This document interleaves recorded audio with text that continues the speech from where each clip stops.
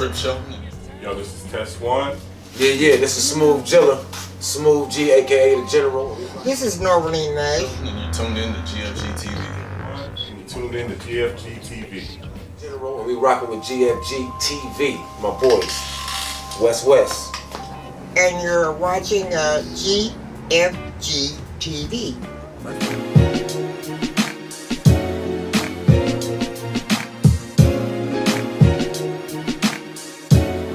West YouTube, this your boy Big Ray West. You tuned in to G.F.G TV. This is K.A. You tuned in to G.F.G TV. Alright, we are joined here with K.A. We're just going to sit down a little bit today and pick your brain here on G.F.G TV. And let's just kind of start off with what is your name and where are you from? My name is K.A., also known as Jason Morris. I'm from Westside, Dirty Money Island. Westside, Dirty Money. And have you always been on the West Side? Is this where you've been your whole life? You ever moved around? Or? Born and raised in the West Side, 17th Street, between Clark and College. Nice. Where'd you go to school? I went to North High School. Polar Bears. Hey, that's kind of crazy because I was looking that up for the Grandma episode. Yeah. For the Polar Bears, and that's how I knew North High was Polar Bears. Otherwise, I didn't know that. Oh yeah. That's crazy. That's cool. What was it like growing up on the West Side of Des Moines? In what era? Like, where were we? My era, in the 90s, it was blocks. We was always running block to block, alley to alley, causing trouble, this and that. Phils and wham-whams, throwing rocks at cars, going to parties, chugging 40s, smoking weed. But we always made sure we made home before dark time. And if not, it was at dark time, we had a spot we had to be when the lights were out. So, and then the party would continue. Nice. Any siblings growing up? Yeah, I got 7 brothers, 3 sisters. That's a big family, man. Big family. Big family. What was it like growing up in that big of a family? Oh man, there was always fights. There was always competition.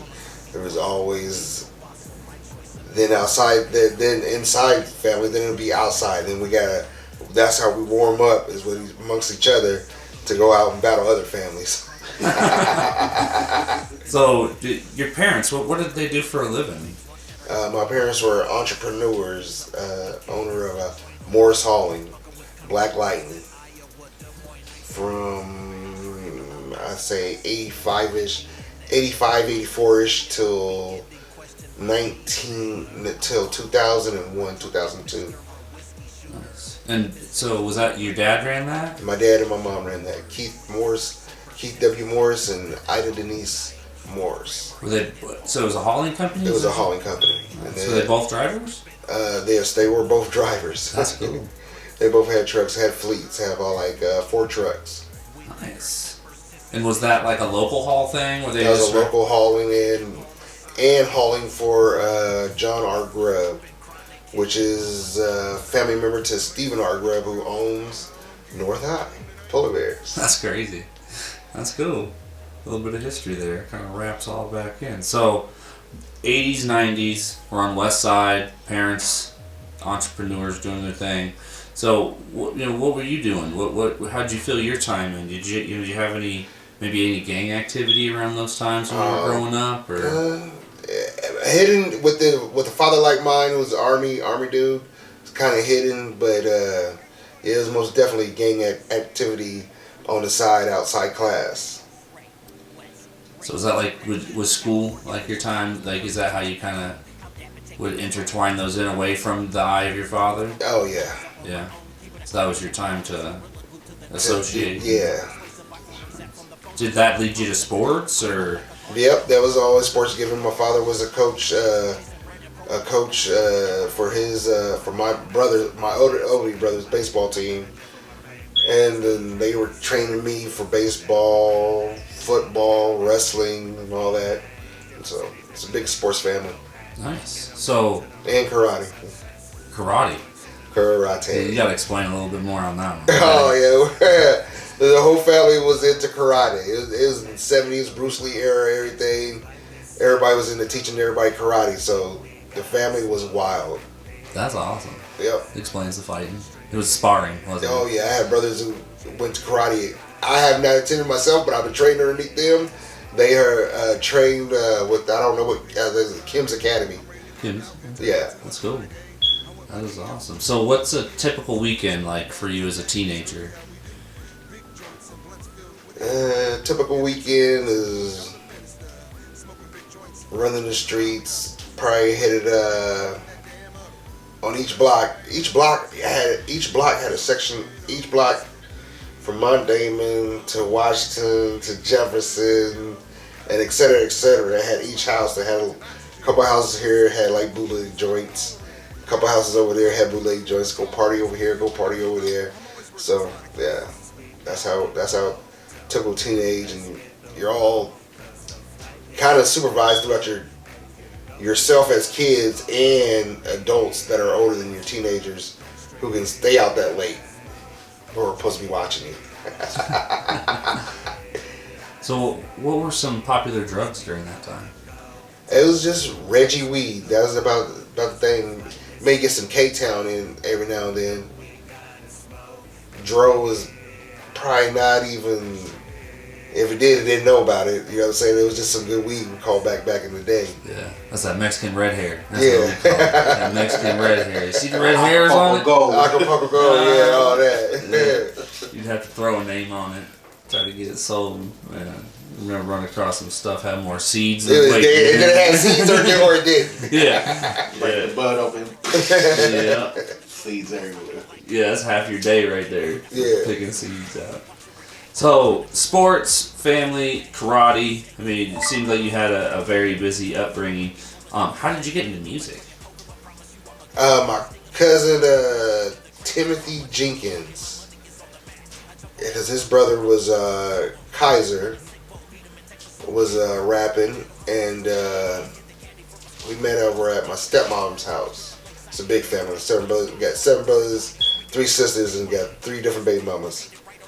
So throughout the middle age baby mamas, the Johnsons, is where I met my cousin Timothy Jenkins, and we're at my brother's mom's house, and he said, well, they're going to be doing this, and Bo introduced to Bo James, which was we're off East 18th, I think, or somewhere around there. Might have been East 18th, and that's where I met Trezpass. That's where I met Trezpass. I met Dantes Hoffman, Adam Jackson, who wasn't part of Trezpass. He was just from the Westside, I think. And then who else I met? Montez Bearing. I met Fat Boy Ocean, K.A. at the same time. And Ricky. I call him Ricky Tiki Tommy, but the Gutter, a.k.a. Gutter. I met Gutter. Nice. So you remember your first song you ever recorded? I do not remember the name of it, but they got it out there. Top Notch Mob got it. Dantes Hoffman would be the person to have that song. Nice. So Top Notch Mob. Tell us a little bit more about that. It was just all of us meeting up over at the house at Bo James, and he was looking for talent and stuff and giving young kids chances, you know what I'm saying, and had the studio equipment. We got up in there, and I remember Timothy, my cousin Timothy, made the beat, helped make the beat between him and Bo, and Adam too. Adam Jackson helped make a beat, and then we all wrote to it and sat down. And took us a minute, but we got it in there and got it done. Nice. So, is Big Boss Entertainment tied to that time, or? Big Boss comes in after that, after Top Notch Mob. Big Boss comes in between my cousin, which is Tyrone Neighbors, and my other cousin, Vincent Swanks, and his brother, Derek Morris, and that's like Big Boss right there. Nice. So that's like the founding members. Yep. Of that. So, how did you end up hooking up with G.F.G Records? I hooked up G.F.G Records throughout T-Bear and meeting Mr. Ray West, Mr. Tongue Twister Speed, aka Speedster. Yeah. Very talented young man. Very talented. So how long ago was that? I'm just trying to get a time This frame. This is probably 98, 99, or maybe 2000. Maybe 2000 right there. There's some good history there. Man. Some good history. So from the Top Notch to the Big Boss to GFG, is that like 90s? Like beginning of 90s? Late 90s. Top Notch is late 90s. Late 90s, and then Big Boss was in between there? Yep, 2000, 2001, 2002, 2003, 4 around there. Beginning, 2003, 2004. I think my sister just had passed, yeah. So who are some local rappers that are catching your attention like right now? I like all of them, but top dogs, I'll probably still give it up to the younger Dynasty, of course Ray West, Montez, Token, Adam Heat the Hustler, Fatboy O,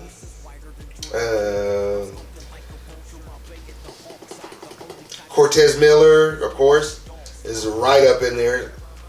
Very talented. There's a lot of them, but those are my tops right there. I mess with that I follow. What about industry rappers? Scarface, Too Short, MC A,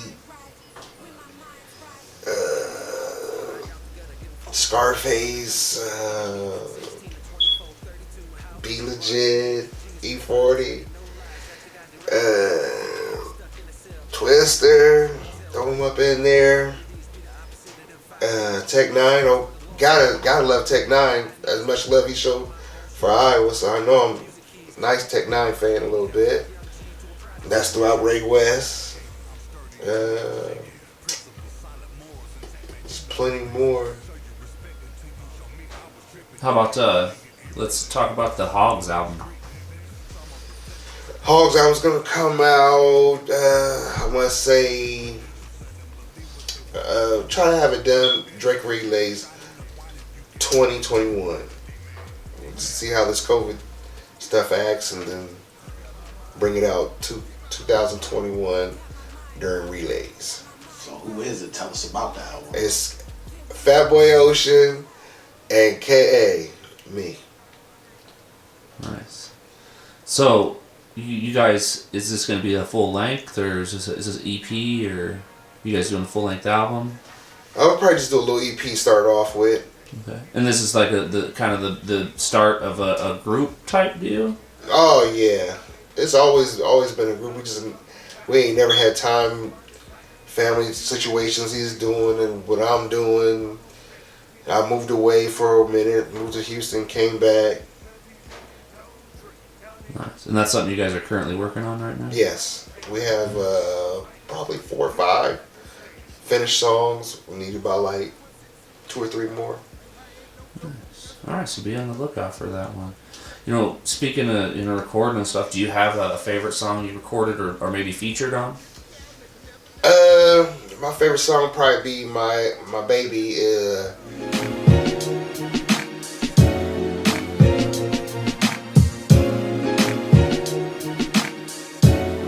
West YouTube, this your boy Big Ray West. You tuned in to G.F.G TV.